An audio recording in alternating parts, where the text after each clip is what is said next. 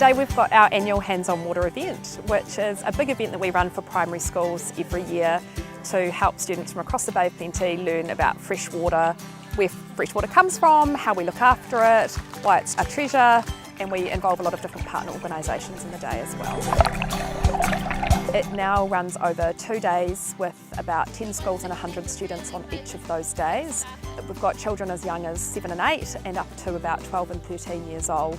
So there's a real diverse mix of students and they come from very diverse communities, but there's key messages in the activities today that are relevant to all of them.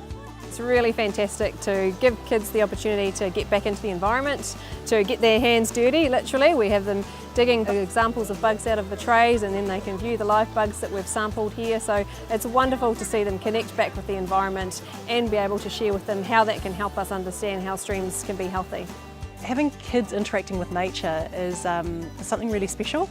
As soon as they got down here, they started taking off their shoes and socks because they wanted to get into the water.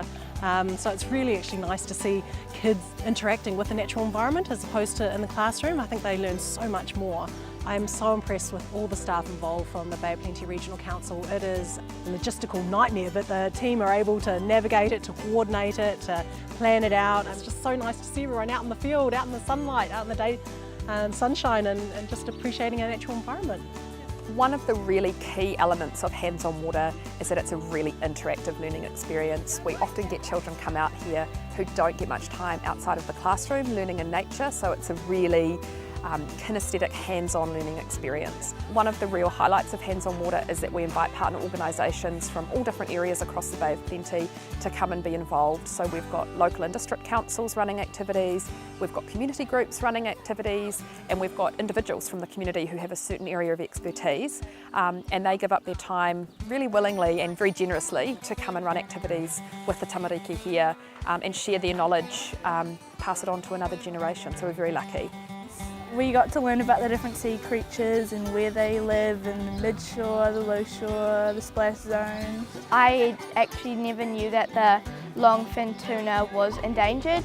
We've learnt lots on how to in a case of an emergency, what to do and how to do it. And also how if you're going into streams and the stream monitoring, if you are in the future, you'll know what's a safe stream and what's a dangerous stream. Really great opportunity for kids to come and get exposure to the environment that they may not get the chance to do either at school or at home, and also a chance for them to learn about different career prospects that there are out there. If there are children that are interested in the environment or science or conservation, there's such a great exposure for them here about what opportunities there are for them as they progress through their learning. It's a real priority for us that we have activities that are available in Te Reo Māori so that they do appeal to some of our schools where they're either bilingual or full immersion, kura kaupapa. And so we have 3 different activities that are available to be delivered or presented in Te Reo Māori, and that's something that's a real priority and something we're quite proud of as well, and something we'd like to grow in future years as well. To te pō, te ao mārama. I've been able to get out in the environment outside and learning some of the vocabulary and the language, and also listening to some of the traditional Māori stories as well about the importance of the water and our local waterways. It's critical that students start learning about the impact of land use on both our freshwater ecosystems and our coastal ecosystems at an early age, otherwise we're going to keep repeating the same cycles. I think one of our really big hopes for the event is that the students not only return to school and home and community with new knowledge, but also some actions that they can take once they get home. So I guess we want to instill a sense of personal responsibility, or that sense of kaitiakitanga or guardianship in the students, so that they can go home, educate their peers, tell mum and dad what they've learnt, and hopefully be proactive in looking after the waterways near where they live.